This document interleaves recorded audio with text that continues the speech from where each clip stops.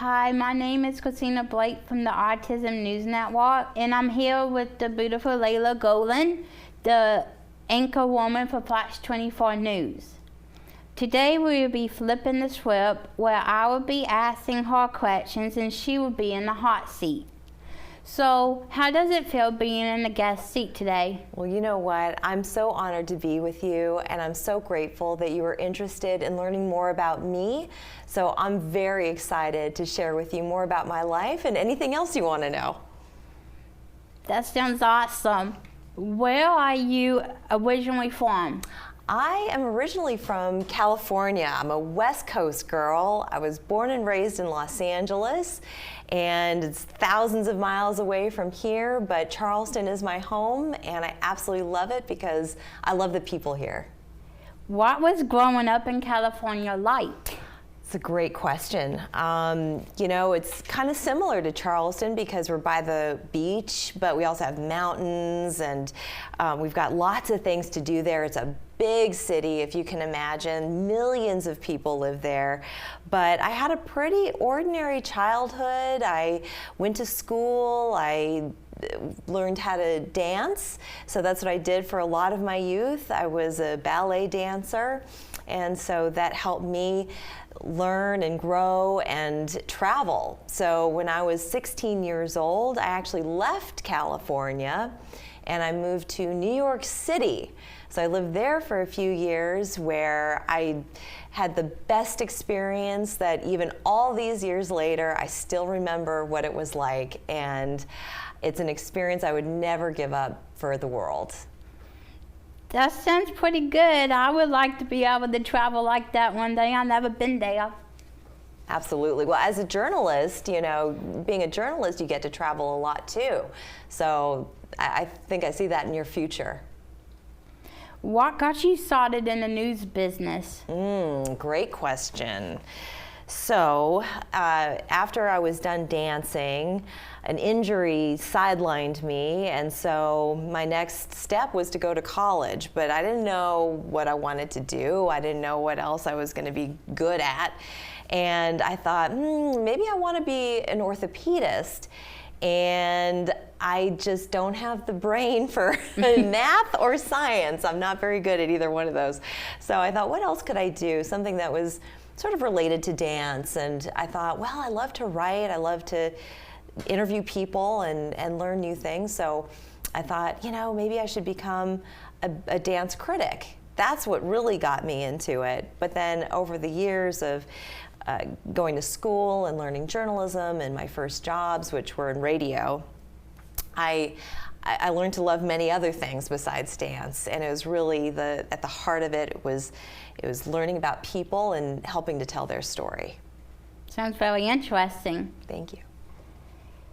How long have you been a news anchor? Let's see, I've been doing news anchoring for more than 10 years in different capacities. So when I left radio and went into television, I started off as a traffic reporter. So I was that lady with a green screen behind her pointing at air, telling people where to avoid and where the accidents were and how to get around accidents and traffic. So I did that for a few years, and then when I moved to Charleston is when I really became an actual news anchor, and I was sitting behind a desk and I was telling the stories of the day.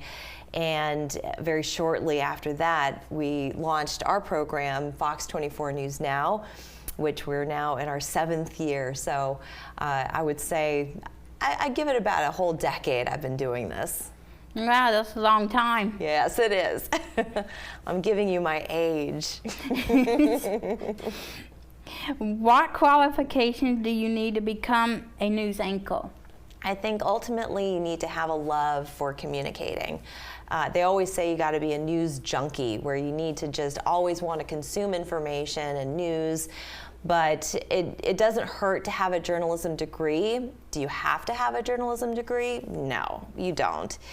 You could have a business degree, or you could have a liberal arts education. But I think at the heart of it, if you love to write, if you find people interesting, if you like to investigate and look deeper than what's on the surface, I think that's what makes a really good journalist. That's some good information for people to know. Yeah, indeed, yeah. What is your average day like? Well, when I come to the studio, my average day, so I live a little ways away from here. So my average day is wake up really, really early.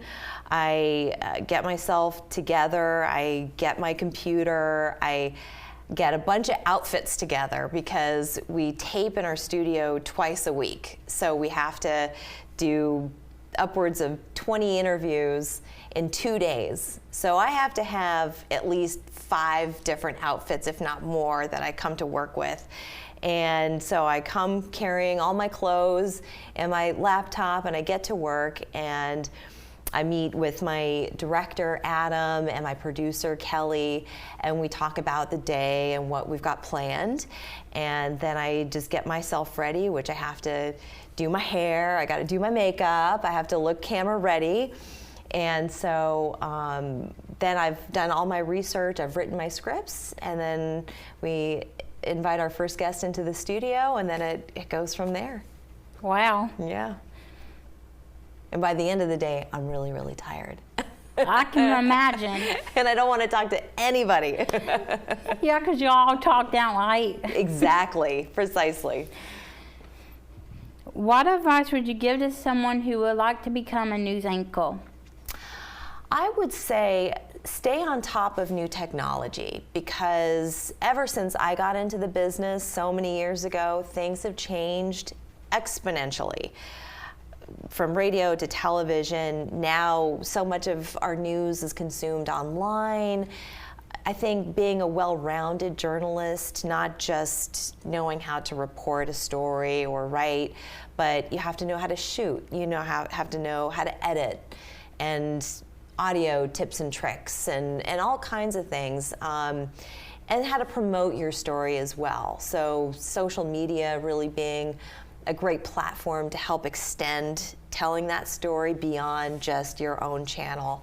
So I would say be open, be flexible, and just know that there are even more changes on the horizon. That is some good information for me personally, because I like to be doing what you're doing now. And you're doing a wonderful job at it too. And I think you know how to do more than I do, because you edit, you're like the quadruple threat. You do everything. Who served as your mentor and helped you get where you are today? Well, that's a really great question, because I would say who helped me get here today would be my mom. My mom has been my biggest support. She has been the one person in my life who always knew what my potential was when I couldn't see it. She'd push me when I needed to be pushed. She'd support me when I needed to be supported.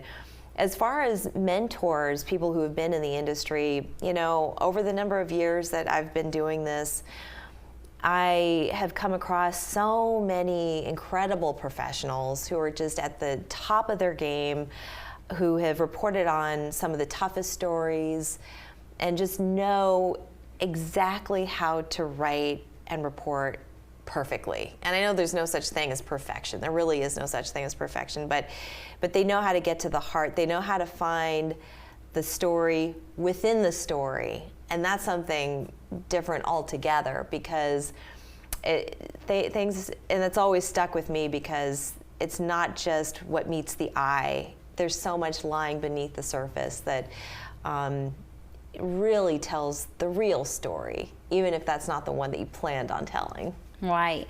Well, that sounds great. I'm glad you had that kind of support you needed to get you where you are today. Thank you. What's your most unique interview? My most unique interview? Oh gosh, I mean, I've had wonderful interviews. You are on that list, let me just tell you. I've interviewed a few times, and I've interviewed all kinds of people.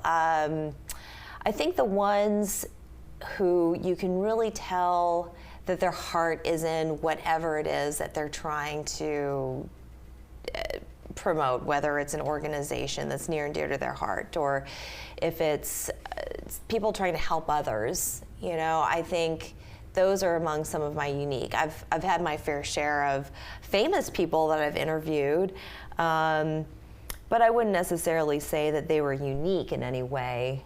They were special in their own way.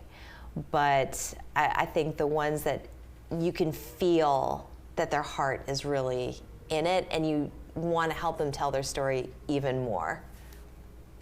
That sounds awesome. As for myself, I'm the type of person that would help anybody if I can.